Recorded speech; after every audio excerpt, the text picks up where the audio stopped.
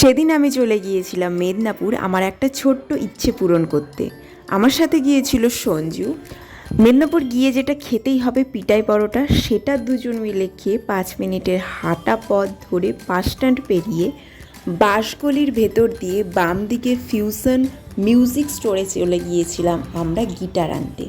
সঞ্জু গিয়েছিল সঞ্জুর দোকানের জন্য 2টো গিটার, আর আমার অনেক দিনের ইচ্ছে ছিল একটা ভালো প্রফেশনাল গিটার নেব, সেটাই কিনতে।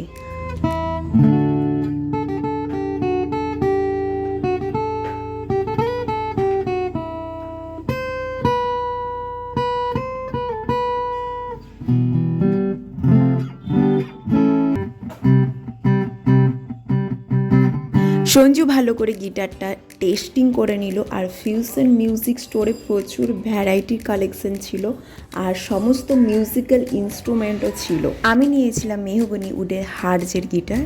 তো আমি আমার এই ইচ্ছেটা পূরণ করে ভীষণ খুশি ছিলাম, কারণ আমার প্র্যাকটিসিং গিটারটা খারাপ হয়ে যাওয়ার জন্য আমাকে প্রফেশনাল গিটার নিতেই হতো।